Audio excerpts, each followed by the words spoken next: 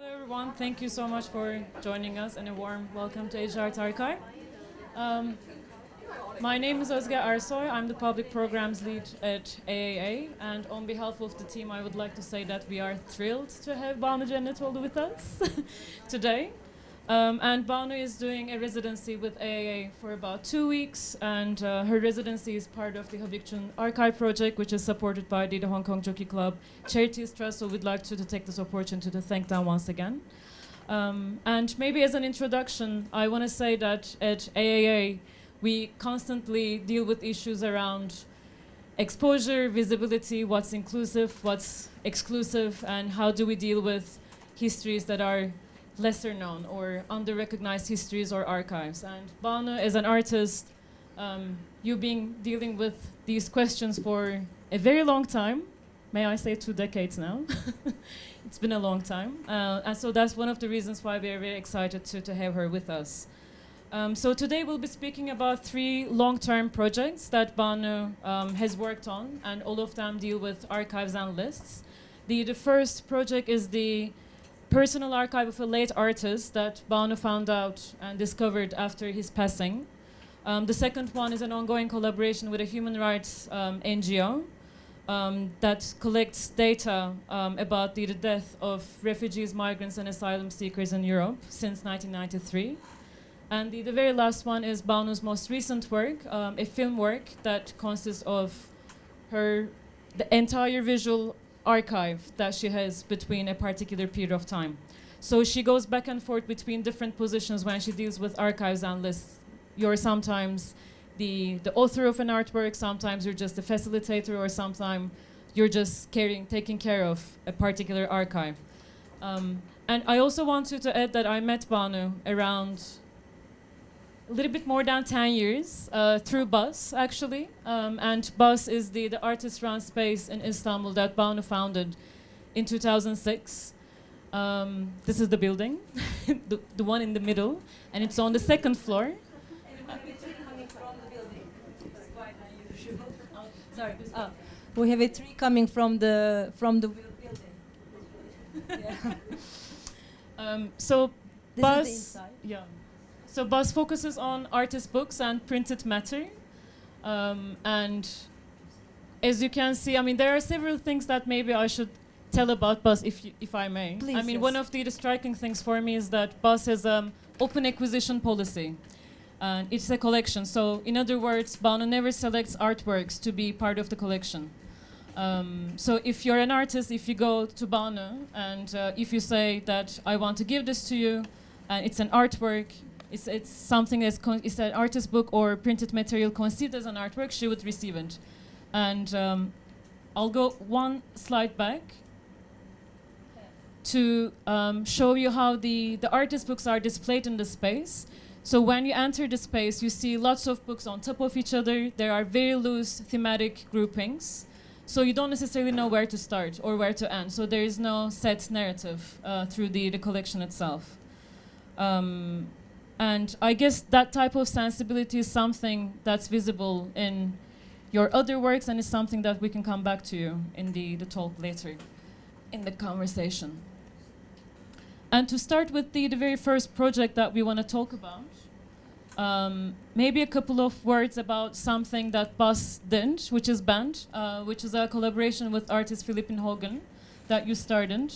And the collaboration, the aim of the collaboration is to start producing artist books by artists from Istanbul. So Turkey. And these are local artists. And these are close collaborations to produce new works. And the very first work in this series was the work by Mrs. Gül, who was an actor who passed away in 2003 in Istanbul. He lived in Istanbul for his entire life, and Banu, you discovered his archive and body of work in a second-hand shop after his passing, so you never met him in person. So in collaboration with Philippine Hogan, Banu presented this archive in several exhibitions, and you also produced this facsimile reproduction of one of the graphic novels that Mrs. Gül produced. So I think to start, I want to ask you about how you dealt with this work without necessarily appropriating it as an artwork for yourself, or without necessarily taking or claiming ownership on it as an artist. Maybe we can start there. Thank you for this great introduction. Thank you. Just I'm gonna rewind a bit because the idea actually of Bus and artist books came very early on from mid-90s, where I was living in New York, and actually I was interested the singularity and the autonomy of a printed matter, and how what are the kind of borders and or the potential if a piece of book or a printed matter or a pamphlet or whatever we call it could claim a space like independent artwork. It doesn't work. A little bit closer. But I guess you hear me. Oh. Sorry. Feels a bit in the karaoke club. It's like sorry. Okay. Turned on. So the idea was a bit from the 70s coming or 80s, the practice actually there is certain kind of resistance or independence within the production. So you don't need a gallery, you don't need an institution, you don't need anyone to judge your work, and then you can actually create your work and then show the way you want, distribute the way you want. And being fascinated by this and intrigued to practice, and within this realm, I start to make work, and also I start to collect. So when I came back to Istanbul after almost a decade, I left around '96 and I came back in 2005. I had a bag of books with me from friends, or books that I could actually afford to buy in New York, or eventually in Amsterdam when I was doing a postgrad residency program. And then the idea in Istanbul, I didn't know how long I was gonna stay, and I said, okay, I'm gonna have a situation where I could actually display those books, and then I could have another table where I could have my studio, and I was lucky enough to be supported by local friends that they could actually borrow me their storefront for 1 year to start with. So I called it Bus, and which meant to print in an imperative form, and also to step onto something. Also, when you get caught in an improper situation, if you're doing something wrong, and if somebody walks in.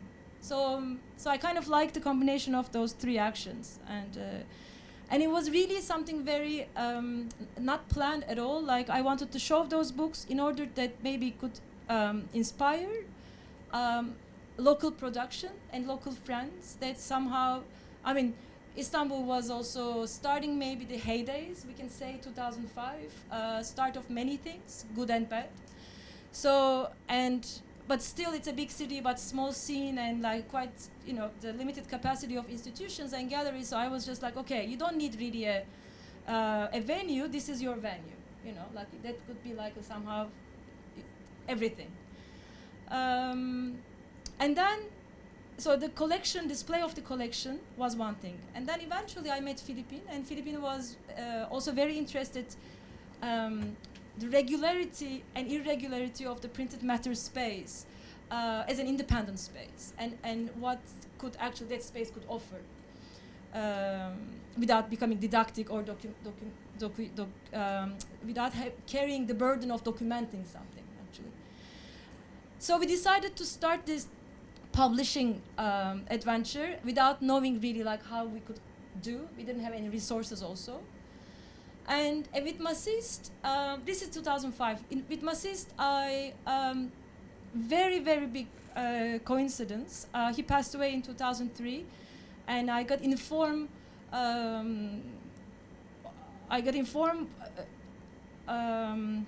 From his existence, I would say, through his death, and through his this one image that I wanted to show you.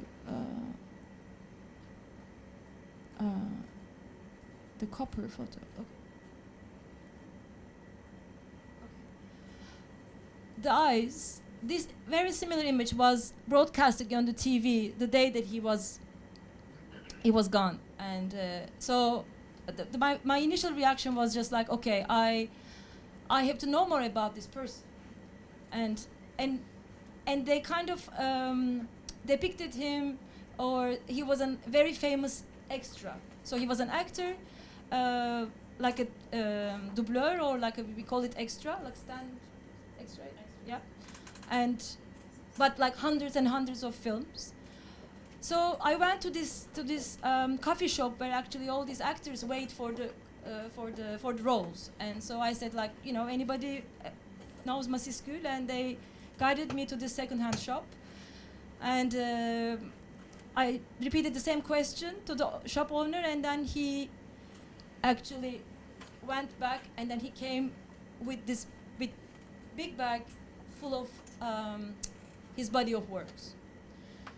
So actually when I walked into the shop, I was interested because I was fascinated by this look, and I said, well, okay, maybe this is something that I could actually do a work about, because especially I was very much interested in the disposable heroism, you know, when somebody actually acts like something, but it's not really, it doesn't really carry that, and what's the representation and what's the content to be represented.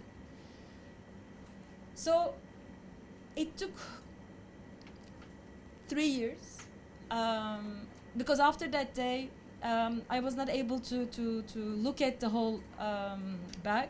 I was not able to buy anything, and then I went back to Amsterdam, and I came back in 2005, and then Buzz and Philippine and Bent, and then Philippine asks me, like, okay, what do we do as the first book? And I'm like, let's go to see the shop. So after 3 years, the shop was there, the bag was there, and he was a bit calmed down, you know, like in terms of, yes, and he really understood actually, like after 3 years I was there and not interested to really purchase anything in rush to kind of recycle or to redeal. I was interested in something else. So we had a deal. So he sold me the bag. So this is the bag.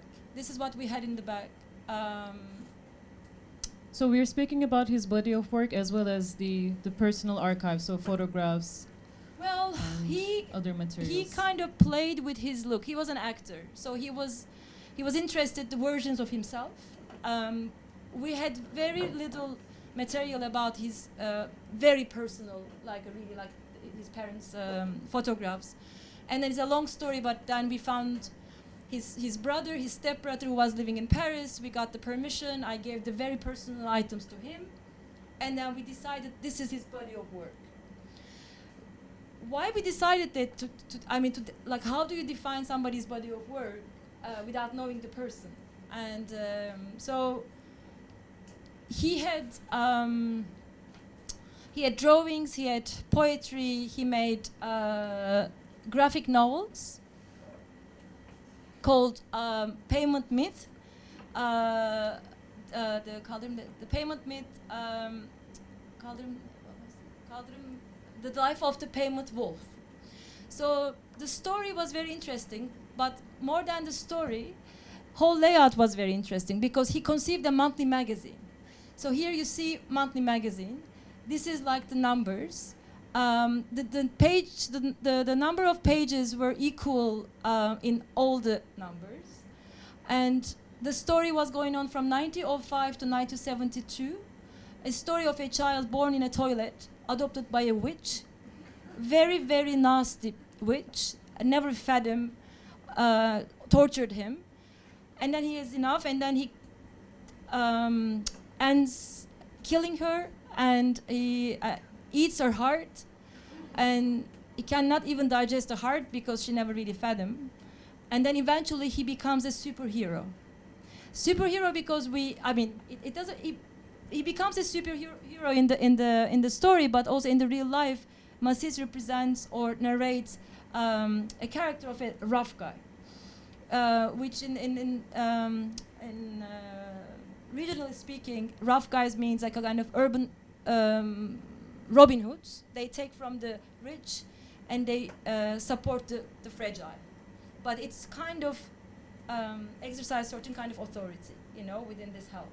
It's a kind of a dangerous zone as well. And we know that he never circulated the work in his lifetime. As right? far as we know, no. As far as we know from the friends or family, no. So for us, this was like a very interesting and very important and beautiful example of an book work. And we decided to publish as facsimile, so we didn't change anything. Actually, maybe you can. Can I sort? Sure. We don't have the first and second issues anymore. It's out of print. So you'll see the 4 issues, and this is exactly how, like without changing anything, we treated the book space as the container. So it was scanned, thorough, and then you can see actually the kind of the sequencing of the originals. And of course, I mean, there were a lot of questions in terms of ethics and in terms of appropriation, in terms of who are we? We are playing editors, we are playing publishers, but actually we are artists. And so what is our position towards this work? And one thing that we decided with Philippine, when we started the band, we would never publish our own work. This was like a very important decision. Like we were like, if we're gonna edit and publish and distribute, fundraise, we're gonna do this with and for other people and for other artists, but we won't use those resources to publish our own work. So there was a very clear decision. Of course, that decision generates, then we cannot really appropriate or generate new pieces from the artists that we work with, all that are posthumously around or produced. You know, so it was a very being aware of the danger of the later representation and our role. We were very clear about the position. Of course, it became a bit more complicated when the books started to be circulated, and book fairs, and New York Art Book Fair, and the Berlin Biennial, you know, who was Masiscu? There was a whole attention from the outside art circle.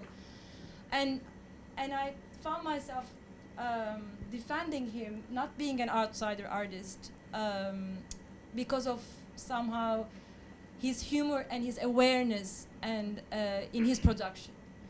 There was always a danger and the risk of being exotic, and also impossibility to really understand. It's a very specific slang, Turkish. He's Armenian, born and grew up and died in Istanbul, but he was only writing in Turkish. Very particular Turkish, very heavy slang, and in rhyme. So it's almost impossible to translate. So we were trying to find ways to create text juxtaposing, a bit diminishing this possible exotization, and giving a certain context without really knowing what it is actually, because it's all assumptions. You know, we talk to the family, we talk to friends, but nobody knows. So you produced the. Is this working? No. Can I borrow your microphone?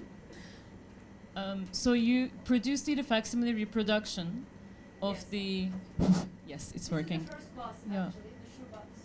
So I was going to ask you about the archive actually, because first you had the facsimile reproduction of the graphic novel, and that was the time when you started thinking about the archival works, or the larger body of work to present in an exhibition format. Yes, because he conceived them as monthly magazine, and that he was a complete stranger and not known, and it was very easy to assume or to judge his work. I don't think this is working. This is working? Yes. It was very Go ahead.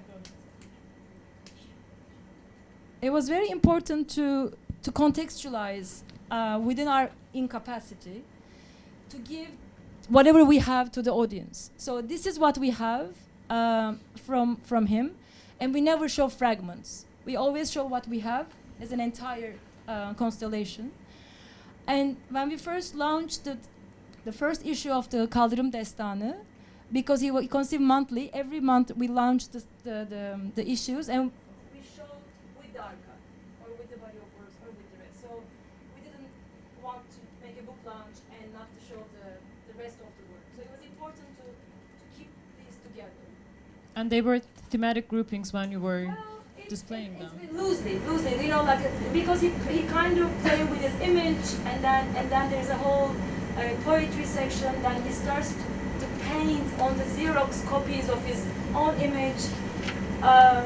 So these are all copies that he made, and then in the vitrines we have the very fragile originals. You know, that's the. This is the running joke of the day. It doesn't work. Yeah, it's you, Ban. Let's Let's Does it just work? use It one. doesn't work. Okay. And then,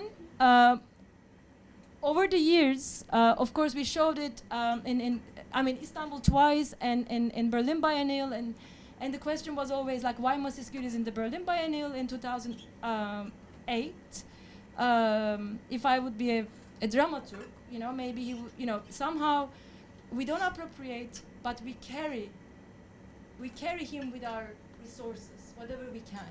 And that, of course, shapes the context, you know, like how, and it becomes, so you become the guardian, you become the caretaker, you become his representative. And always the naming or labeling or articulating our position was an issue, especially in big exhibitions like biennials. Like, who are you? Because his name was always there. And your name was. No, but then you need in the catalog. You know, they were like trying to explain our position with his work. You know, always a bit confusing, especially archive fever. A lot of artists work with, you know, found material, and then what are the borders? But we really wanted to make this very clear with Philippine, and also we both have our own practice, and this was like somehow our duty, more kind of this kind of responsibility feeling there. Quite rigid also. We said no to many exhibitions when we kind of didn't feel right with the context, or somebody wanted to take a piece and kind of recontextualize based on their theme. We didn't accept that, etc. There was one particular book. Oh, this is very important. But I see there is not there, so I get confused. Okay, this is very important. In when was the show of adaptation in Edinburgh? 2014. There was a show, there was an offer from a space in Edinburgh, and then it's about the multiplicity of practice. It's called adaptation. This is Mrs. Gül business card, and this is how he defines himself. Actor, painter, engraver, graphic novelist, philosophy painter, caricaturist, poet, writer, sculptor, carpenter, doing only round shapes,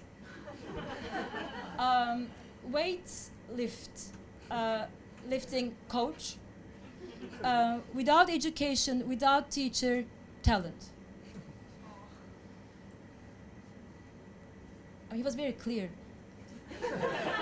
without really us try to kind of. It took some years for us to figure out this, to really look at more carefully to this business card. And then the second big question was, he had a manuscript, and then this manuscript, this is also part of the manuscript,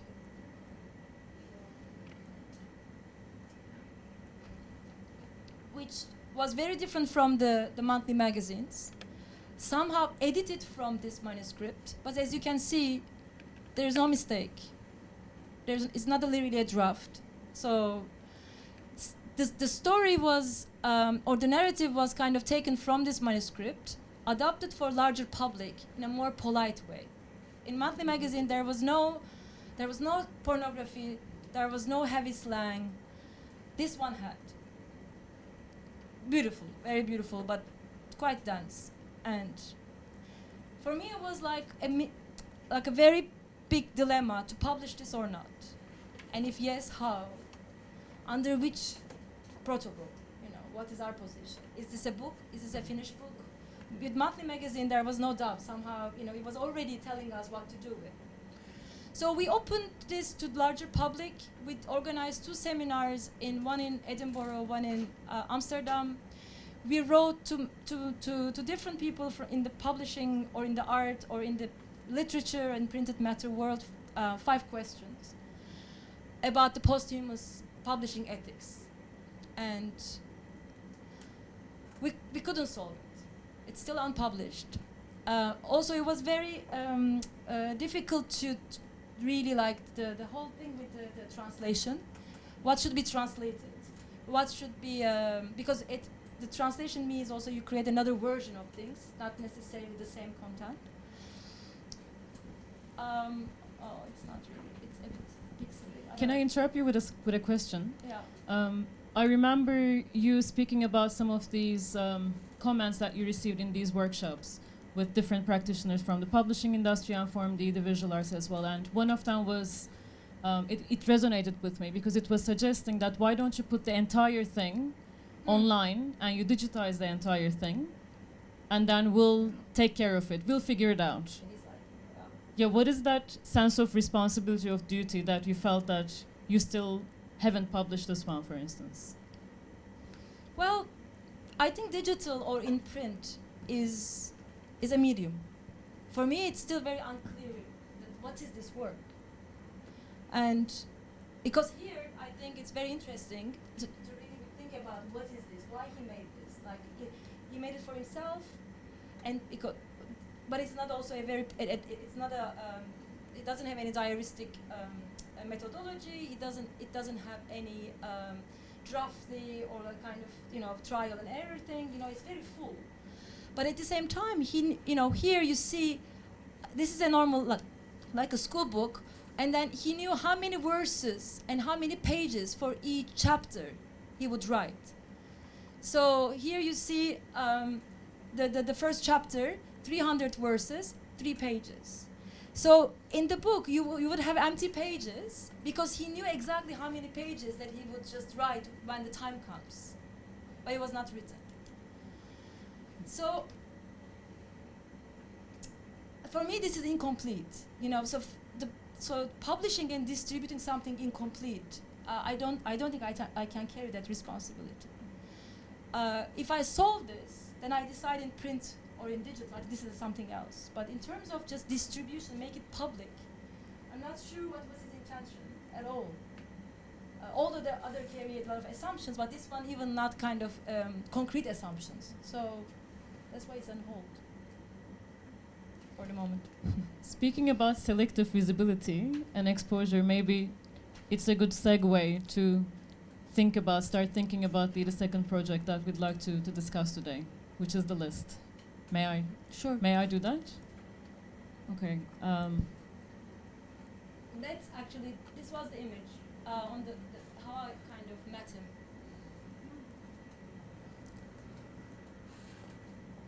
It's very... Oh, it's not very visible. Well, it's really strange. But maybe I can help our audience to basically read it. There is a copy of the garden. Maybe we do that. But I can also do this. Maybe it's better like this. So the list is, as you can see, is a database about the documented deaths of refugees, migrants, and asylum seekers in Europe. And this is the database that... Is it readable? Yes, United for Intercultural Action, which is a human rights NGO based in Amsterdam. They've been collecting since 1993 from very different sources. Yeah, like around 500 different size platforms. Yeah. Yeah.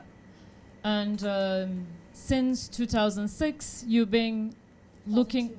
2000 is the first time that you encountered the list, and then maybe we can speak about that too. But starting with the 2006, you started looking for institutional partners to make this particular list visible, to give it more exposure, and then you were looking for not necessarily exhibition spaces, but public display structures, such as billboards, newspapers. We are circulating 2 newspapers, as well as posters. And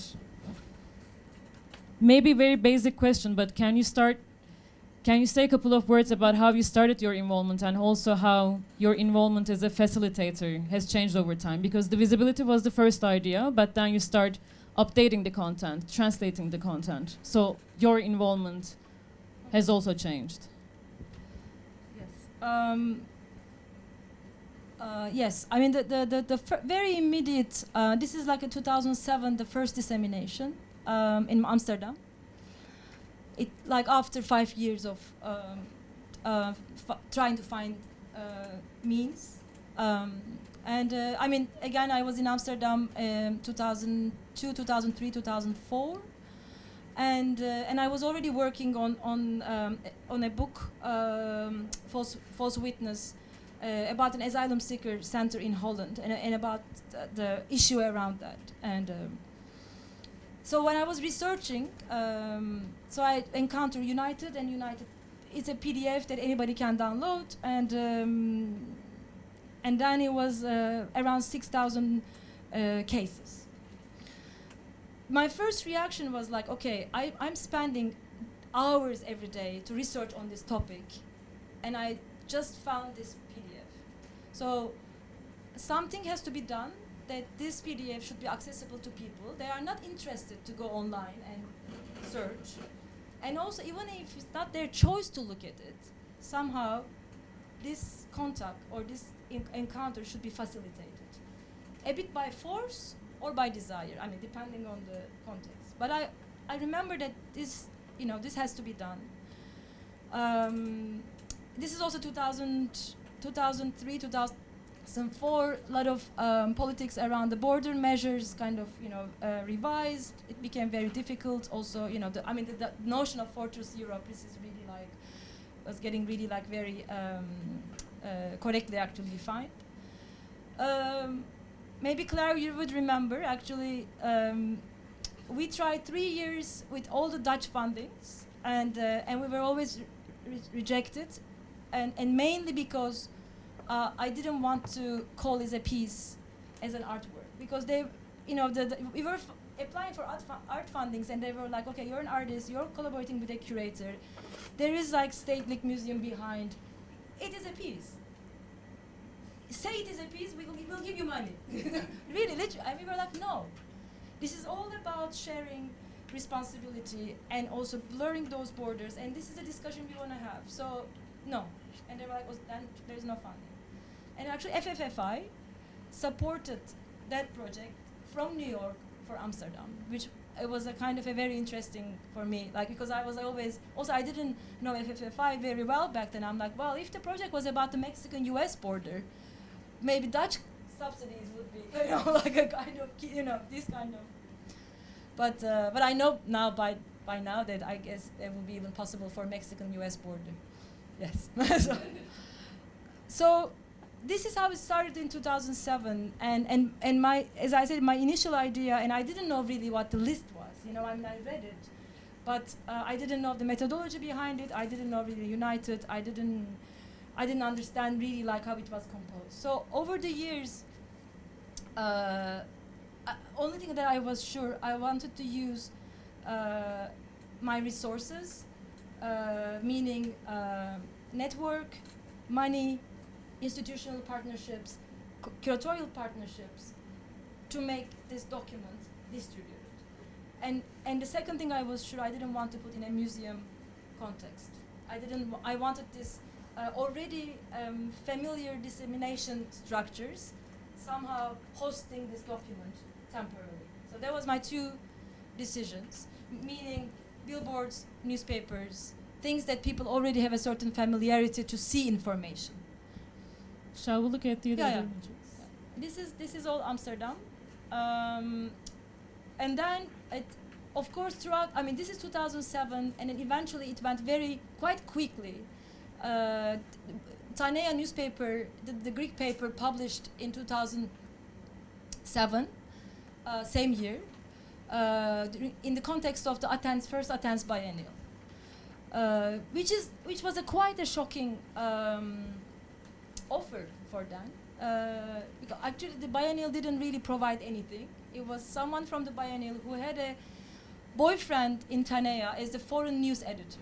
I mean, this is important not as a kind of a gossipy thing, because throughout 10 years, the only way to convince people is through very personal relationships. You need one person to convince in the editorial team. Or if you cannot convince anyone, you know, sometimes after the Guardian dissemination, you know, we thought like, wow, many people would be interested. And recently we got like 2 refusals from Norway. They don't even want to meet. Such a kind of like, no. So it's an interesting, also sometimes people, they don't know really what they're going, you know, they are getting involved with, you know. But I start to develop different strategies, which is, for example, this one is another one. So with the Athens Biennial, I proposed that, because it was also an exchange with the Istanbul Biennial with Hu Hanru edition. So there was like a kind of friendship swap, if I can say. So I was the age, you know, the kind of the gift from the Istanbul. I hope it's a compliment. So, and I said like this one or nothing. And they were pretty sure that, okay, they cannot go through, nobody will be interested, we have no money, we have no time. And then here we go, like Mihalis from the Tanea, like said, like, we do it. We translate into the Greek, we'll publish it. Of course, back then it was 16 pages, so it was a very, you know, different scale. And after the Tanea, it was Basel in 2011. And I had a solo show in Kunsthalle Basel. And the negotiation changed. I said, let's not make posters for the show, but let's use the poster space for the list. And because Kunsthalle already rents a certain amount from the city with a discount price. And then the director or the director of the Kunsthalle that I collaborated, Adam Jimjic, said, okay, this is really interesting, we're gonna invest more. So, and I was like, okay, so we are already using our existing resources, and that kind of creates a desire to add more. So then we could show more copies of the entire list. Also, one very important thing, we never show 1 or 2 pages. So we try to always show the entire document with, of course, the impossibility of being complete. But whatever is complete or launched or disseminated by United, so we only show multiples of that entire document, you know. But the dilemma is that, you know, because it uses the Excel format, it somehow implies that there is a sense of completeness to it, no? It's the authority of the document, one might argue. Well, I guess in 2009, 10, 11, the issue was less known. And already it was overwhelming. I mean, if you look at the Tanea, there are like 16 pages.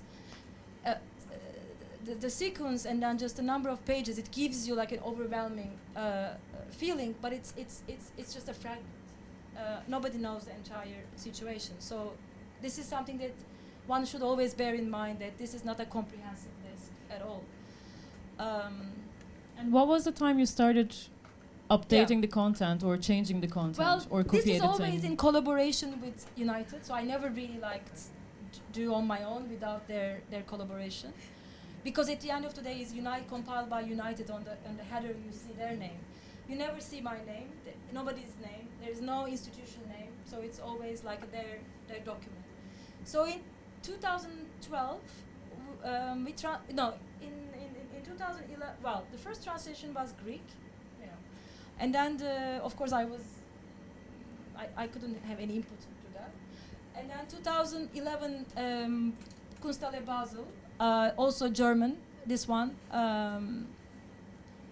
And again, I was just a kind of, you know, an organizer or facilitator and no input to the content.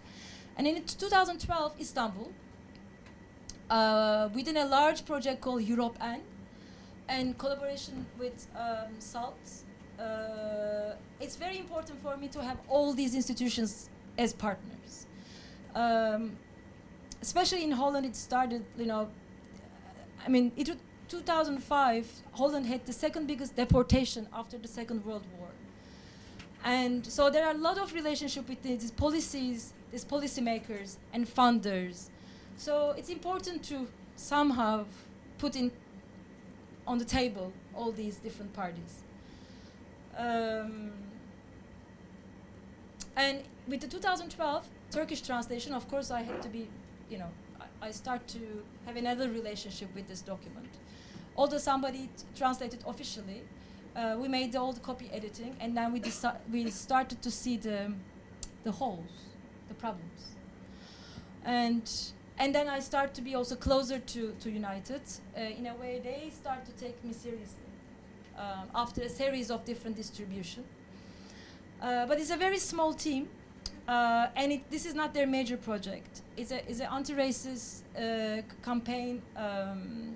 I mean, their priority is like anti-racist campaigns. So this is like a kind of a side project for them since '93, thinking that it actually the scale of the case would never really like be so grand, you know. So they were like able to handle it as a side campaign.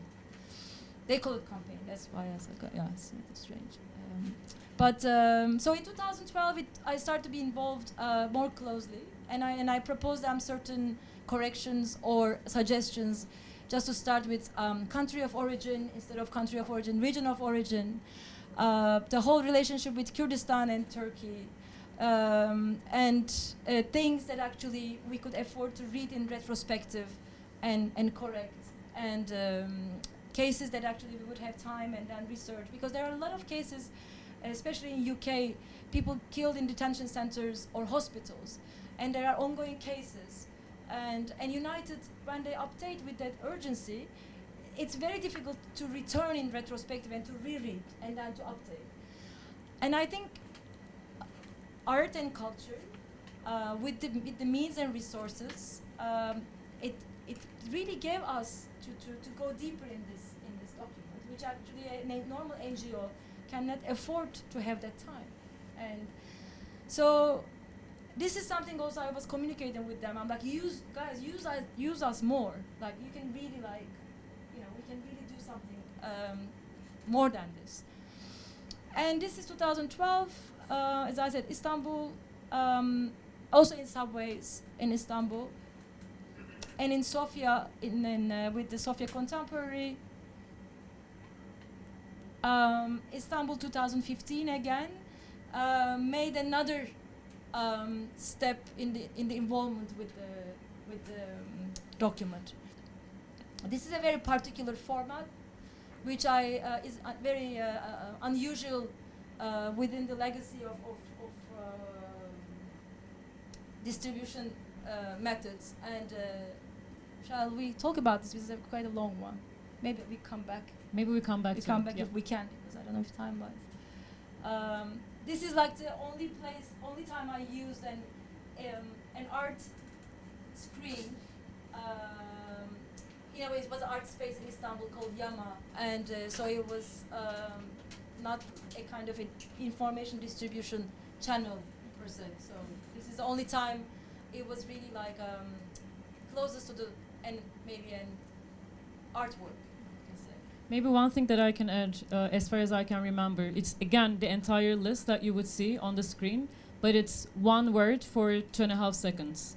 So in total, it was more than 465 hours, I believe. No, 360 hours. Only playing in the evening. Only playing in the evening, and for almost a month. So when the sun was going down, it was like the screening was started, and then until the sunrise. And after that, it was in Germany in the Bonner Kunstverein, again juxtaposed to a solo show I had. And this was very interesting because this is just after if you remember, I don't know, some of you in Cologne, there was a New Year's scandal. There were a lot of, how can we describe that shortly? There was a big New Year's Eve party in a train station. And there were a lot of assaults or attacks to German, or like to a group of women by foreigners, migrants or refugees. So they were black. I mean, these are all very the way the kind of news kind of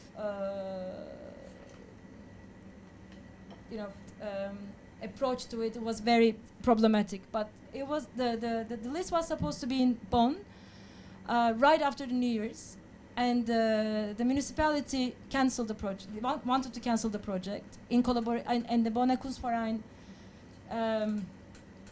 somehow had to deal with that desire to cancel, because they thought publishing right now such a document could create a negative relationship with their partners and sponsors.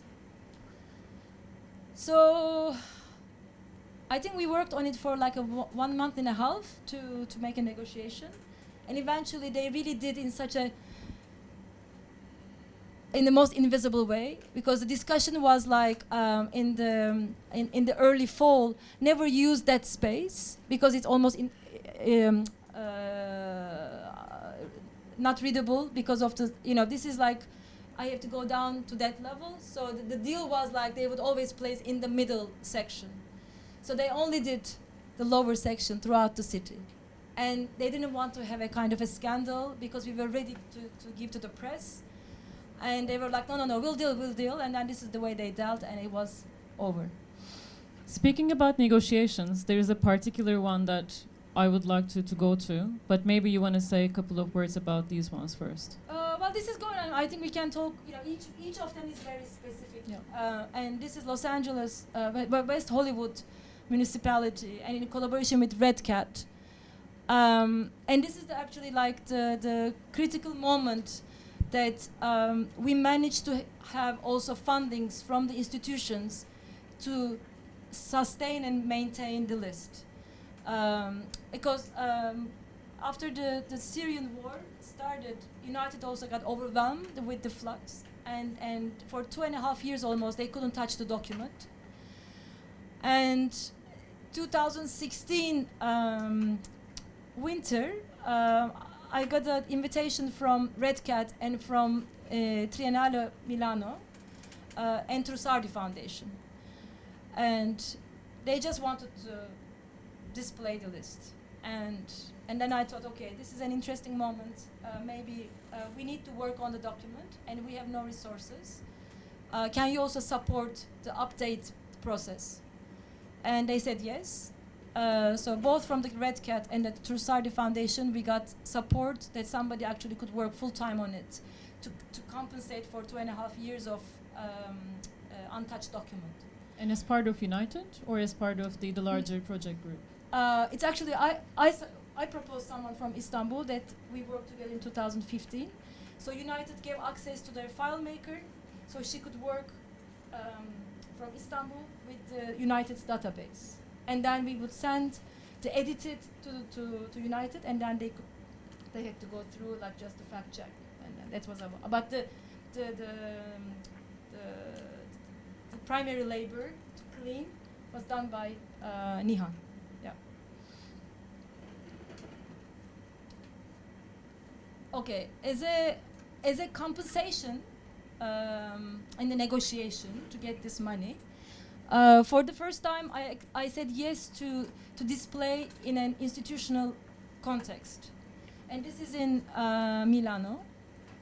We showed 26 papers, one page open for each page, for each double page. And there was a pile of paper next to in the bookstore that people could take. In addition to that, there were 115 spots in the city of Milan that people could collect our own published paper. There was no newspaper distributing back then, so there were schools, public libraries, kiosks, and different kind of points. This I have problems with, and but you're okay with it. It was a trial, and also I couldn't go to take care of it properly. It coincided with the really very difficult period in my life, also work-wise. So I couldn't go there and take care of it, really. Yeah, I wouldn't do this again. But it's interesting to think about the red lines of the negotiation. No, I mean this brings me to the edition that was published as a supplement in the German newspaper Tagesspiegel, where they use the photograph of an anonymous, I should say, because the caption didn't specify it. This is Berlin, the same Yeah. period. Oops. I put it on the problem side. Towards the end, I think. Yes. Okay. Very end. So we'll do this very quickly. This is Liverpool. Another. The Tagesspiegel example is a really interesting one because this is the red line. You were telling me that you were shocked and more than surprised to see this image, which was also used anonymously and also without any negotiation with you. So I'm curious to what extent do you really want to control the dissemination of the list, and what's the red line for you? Well, it's complex because to start with, the negotiation with the newspaper always with an institution next to me. In this case, it was Gorki Theater, and it's already very difficult to explain that this is not a piece by an artist. So it takes a while to really explain then what it is, because it comes from an artist. It comes from an art institution, and then for the newspaper, it's not in the editorial agenda. It's not in the editorial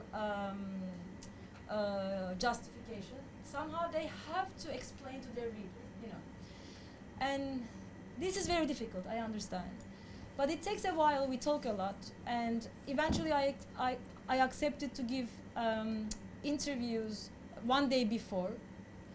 But in this one, because you kind of communicate and discuss with someone for months, and about the problems, about the possibility of sensationalization, about all the risks, and then the chief editors on the last minute, because it's not their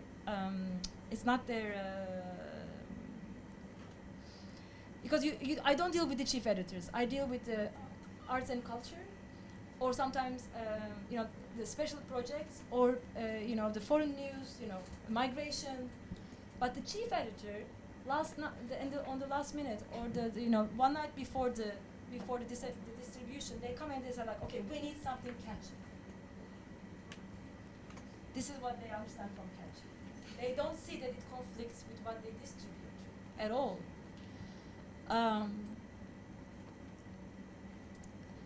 Yeah, this is something I have a hard time to understand the need to publish this. Someone who is dying, maybe he didn't die. We don't know even who is he. It's against all the ethical notions, and for them, when I kind of called and I said like, what's going on? They were like, well, we didn't touch to your list. This is our decision. So it was like, I was cut from the discussion. But this changed the way that you negotiated with a newspaper like The Guardian, right? Yes. So it changed the way that you I thought went about to the the red meeting lines. with this image and with the newspaper. I said like, if you guys are interested in this, like, let's not even start, because this happened after 6 months. With The Guardian, you have it in your hand. I don't have to go to the image. It's also, we changed 3 times. Although it's a very interesting, the whole hierarchy in the paper, you have different editors, you have the photo editor, and they don't really think together. And so The Guardian was interesting because they allow me to walk in between. And they were very interested in all these interventions. For them it was like my position and your position, just back off. I think there are 2 things that I want to emphasize a little bit more. The first one would be that this would be considered as an artwork by some of the newspapers and some of the organizations, and that was one of the points that maybe has led to some sort of an exhaustion, maybe over time, because you were also speaking about this example we included in the slides, the list and artwork cataloging refugee deaths. So all of these titles, they kept reproducing these words that was an artwork. And it completely changed the way that it was perceived, I would say. Yeah. Also, it's interesting. This one, this person, Henry Neundorf, made a piece about the Guardian dissemination. So he wrote one paragraph about why this is not an artwork. This was June 20th. In September 13, 2018, same person makes this.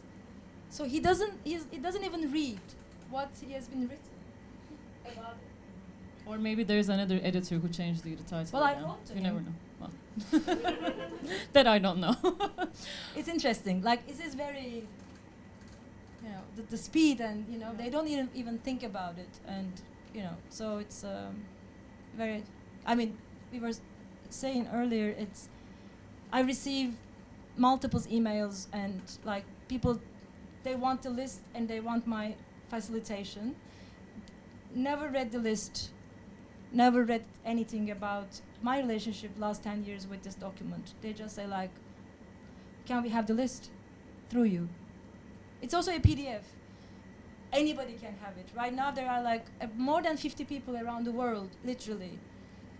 Dramaturg, sculptors, writers, poets. Somehow they feel like they have to do something, and then they have it. They don't have to get permission from anybody. Like United just wants, for archival purposes, to get some feedback or input or update. But they would never say, don't do this. Yeah. No, it's interesting to see how you've been struggling to negotiate these identities too. And maybe, this is a good point to discuss your latest film. 128.5 hour long, 22 minutes long film that basically comprises of your entire visual archive, starting with June, I want to get my months right, June 2006 up until March 2018.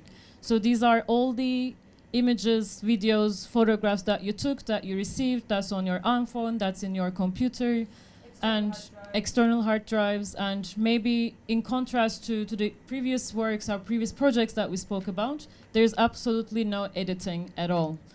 They're just in a chronological order, and then we just see them.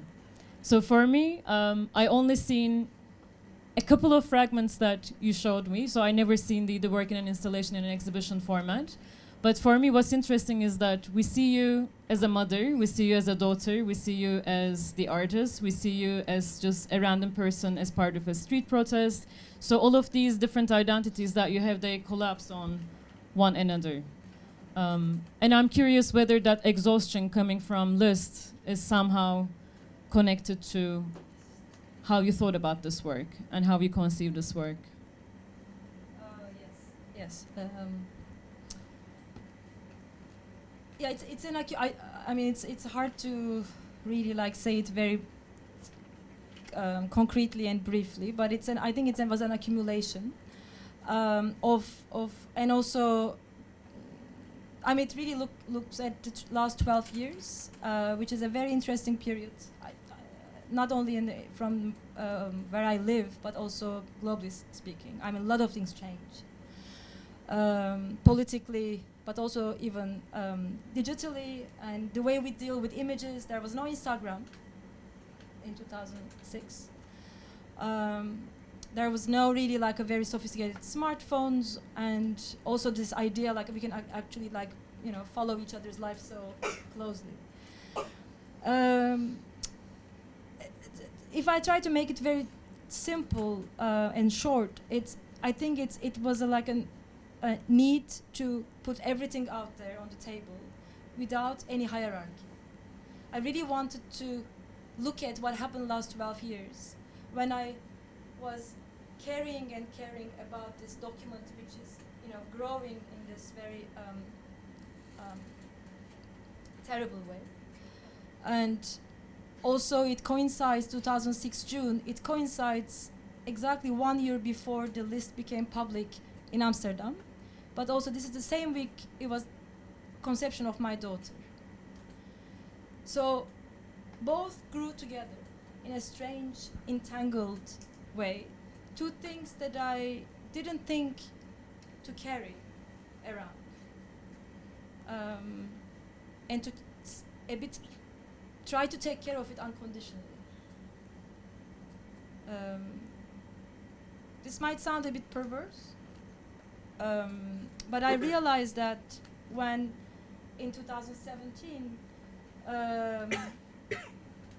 to get ready for the Tagesspiegel, this is also the period that it was the last period of my mother, so I was in the hospital trying to edit a document in German, and I don't speak German. So I was like, okay, what's going on? So, and I mean, also this goes like a bit earlier, the notion of grief, mourning, how do we choose what we do care for, discrimination in mourning. And also, of course, this is also undealt history of 40 years of war where I come from, where we are not even allowed to look at people's faces. I'm talking about the Kurdish-Turkish war. So I really wanted no hierarchy in the layout of what I accumulated. For some reason. Some of them are accumulated for very specific reason. Some of them were accumulated for just by mistake. You know, also how things get really intertwined. And we normalize that. We think we normalize, you know, like things that you could go to a demonstration because police kills a boy of 13 years old, and now you come home, you make a birthday party for your 10 years old. And I guess there was a moment that I couldn't breathe anymore. And so it's not only the exhaustion of the list, or it's just like this kind of compressed entangle.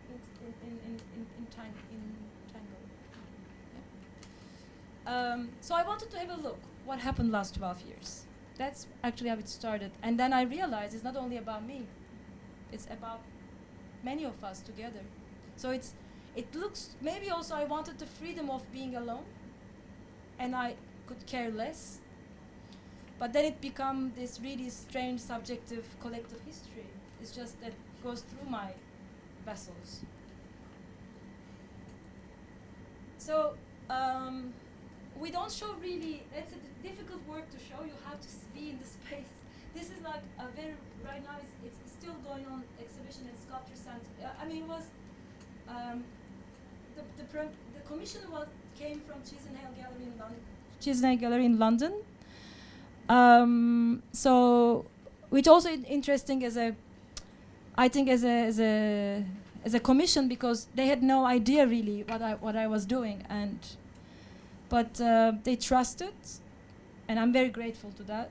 And so it's and then when we didn't even know how long it would be.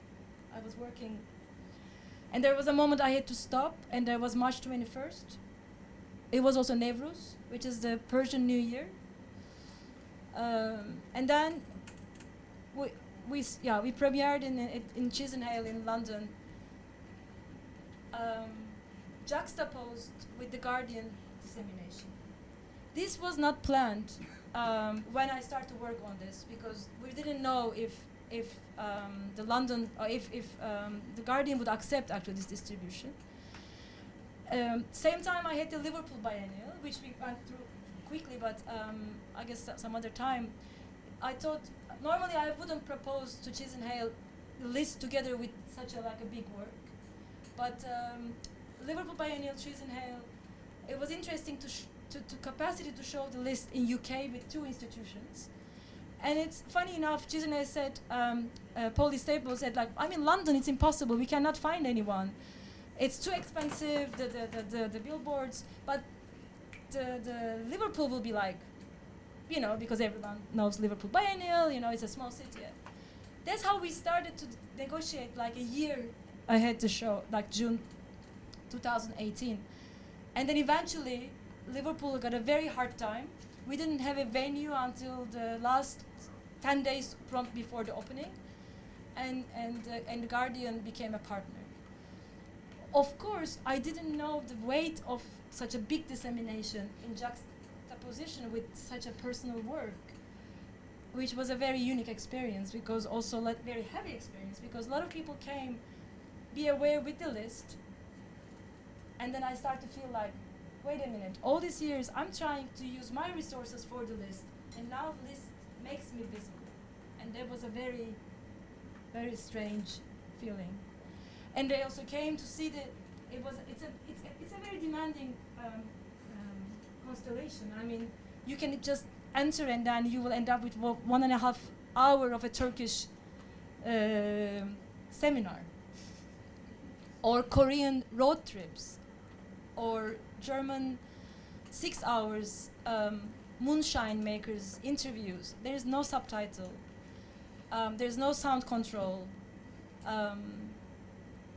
You really make your own film once you experience. I mean, you can only see 300 photographs of books, one after each other. Or you can see my daughter eating tomatoes for 10 minutes. Or you can see Gezi Taksim events. You know, like it's all intertwined. And also download WhatsApp images from the last 2 years. So there are a lot of images also coming from people. Yeah, this is right now at Sculpture Center in New York, and I have to say it's very different without the lists weight. It's freer. It's definitely freer. It works much better. And the list is in the film throughout. I mean, 2006, you see throughout the whole thing, and yeah, the very first image that we show, I think it was showing you putting a poster on one of I was living the in walls. New York, 2001, September 11.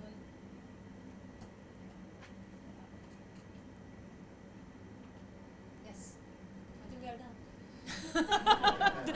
The blank page. Maybe it's a good time to open up to the floor for comments and questions, if you'd like to contribute.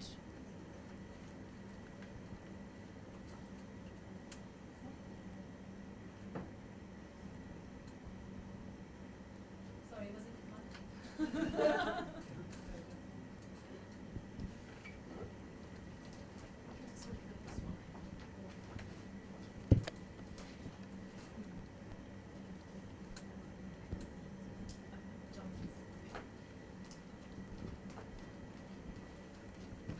Hi, so thank you for the presentation. Maybe as a way of starting the conversation, I was wondering if you could talk a little more about the list and what you were saying earlier about not wanting it to be an artwork per se, and having it repeatedly be treated as one. And I understand, what you were saying about not wanting to be the owner of it and kind of having it be a project, but I was wondering, what's the difference between calling it an artwork that then invites other people to contribute as opposed to just trying to disown it, I guess. If you could say more about that. Sure, thank you. I don't think there's a way to claim an ownership for the document, So I think my stubborn or my kind of constant, I found myself repeating myself constantly, like, such a document. It's a database, and it's an ongoing situation in this very severe way. So while we are talking, this is really happening. So for me, there's no way to kind of claim an ownership, an authorship, or represent, or to kind of, thinking a way to represent this situation through this document as a piece, So the piece, if there's a piece, is a negotiation. So I'm interested in that capacity, because whatever I do as an artist, or whatever I accumulate as resources, then I'm interested to relocate and renegotiate. We can consider it as a kind of a part of my artistic practice, but the list as an artwork, as they would say, there is not even a negotiation there. I mean, it's a document compiled by an NGO and Excel to the PDF, and I really don't understand this need to call it an artwork because it comes from those parties.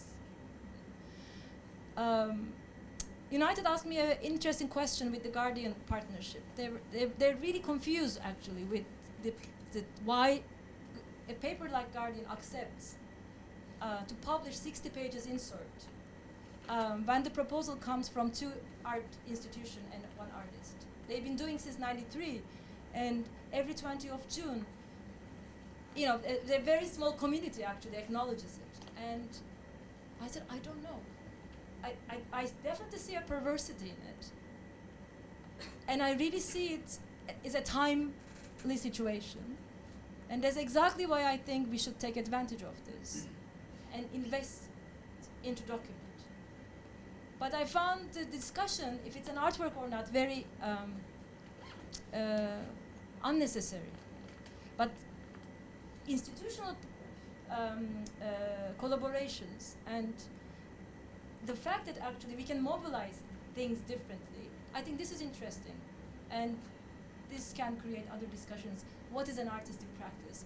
What's art? What's not? But as a document, it's very clear what it is. Yeah.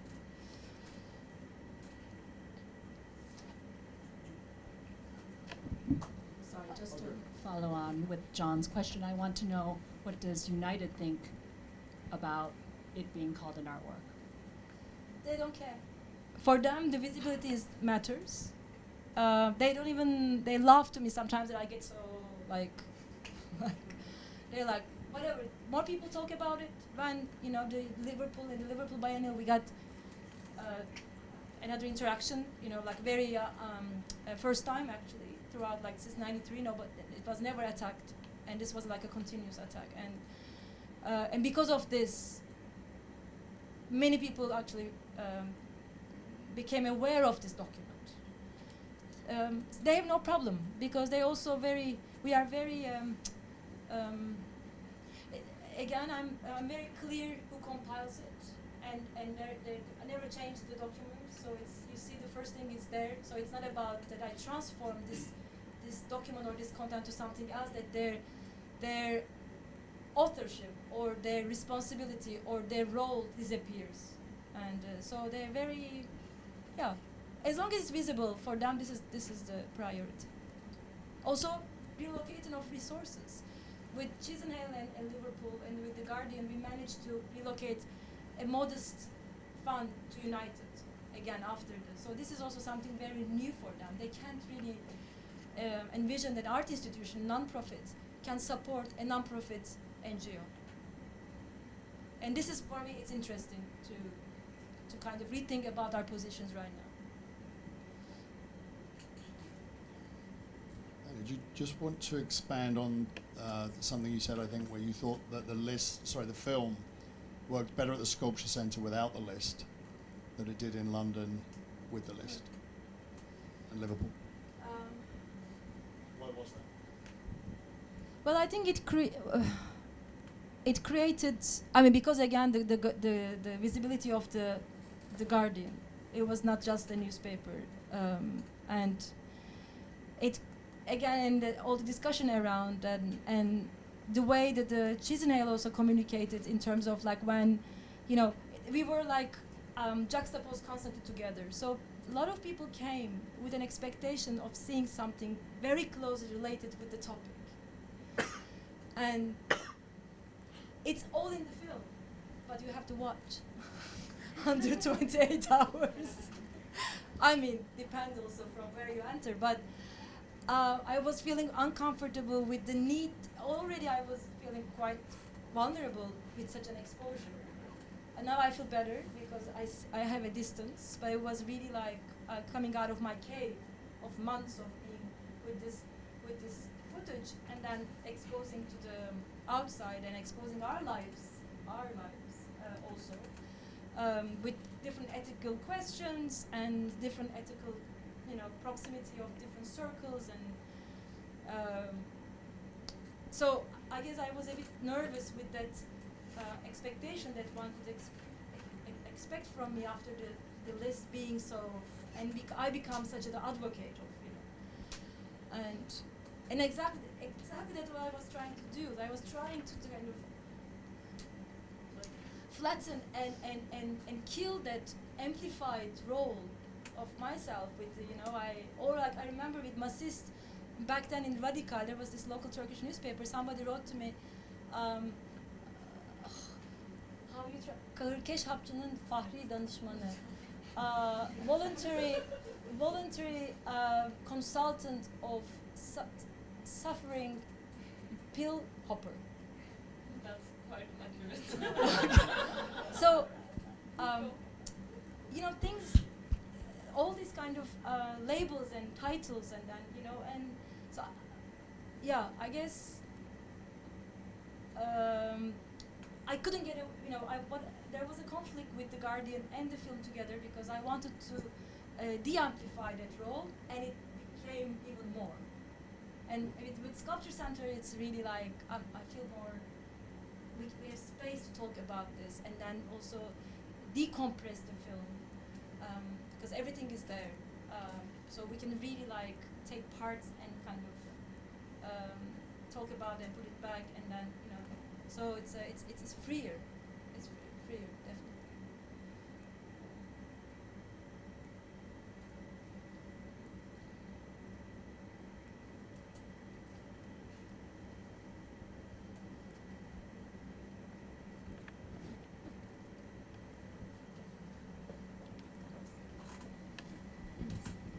If I remember correctly, after your list was vandalized the first time, Liverpool Biennial reinstalled it, but then because it got vandalized again, you later decided to just leave it as it is.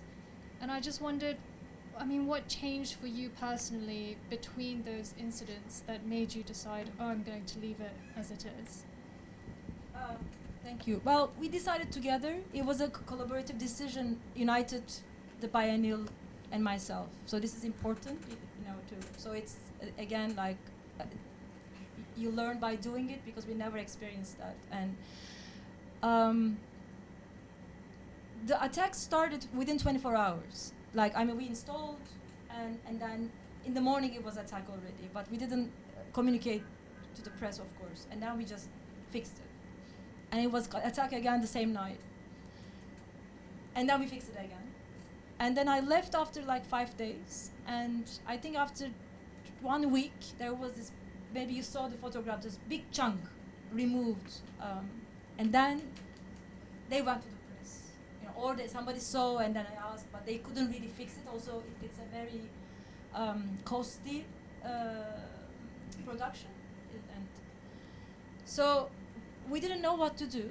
So, but the press took it to another level, which made it, because we didn't really know the motivation behind it. I didn't want to immediately condemn the fascist, or racist, because maybe there were drunk people walking at night. It's a very particular area in Liverpool. But then the press wrote in such a way, because also it was just a month ago, The Guardian, all these kind of references, and then I guess it attracted other groups to look at it closely. And then it was non-stop. So we couldn't keep up with the attacks, So, and then there was a moment where do we stop? There is still 2 months to go. And what do we do? And so we decided we should leave as it is, as a kind of depiction of what's going on. But then, that was a graffiti, not refugees, but invaders. Then the mayor said, this is unacceptable. His motivation was probably the reputation of the city. Liverpool being a kind of a port city and, a migrant receiver city throughout the history. So they were okay, this is something very unacceptable, so we'll fix that. Then I completely pulled back. I said, great, I don't want to be involved, neither united. It was completely their decision to deal with that situation. They organized a vigil, and he kind of asked guardians or guards from the community, things that I could never and would never do. But I was very interested, like, to also observe, like, how you deal with this thing in your city. And United actually made a comment on this. It's interesting in terms of your question. They said, if this was an artwork in the museum in Liverpool, nobody could do that. So why they don't take care of it? And I was like, come on, like,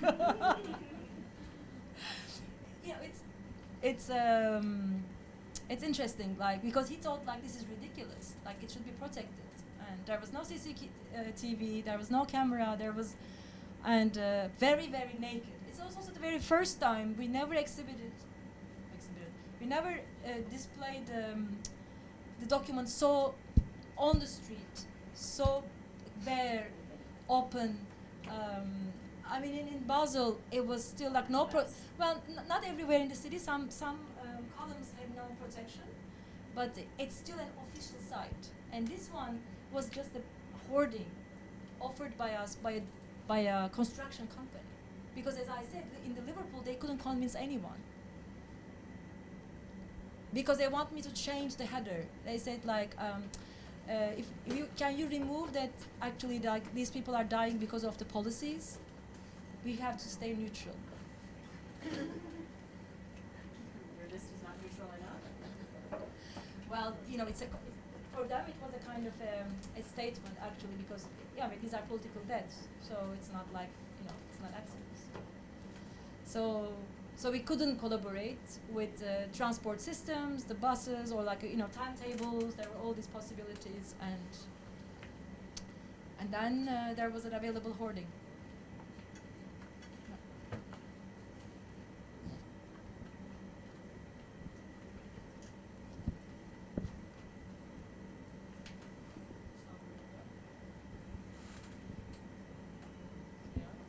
We can wrap it up if there are no comments or questions, or we can continue the conversation right after this in a more informal way, as if this is.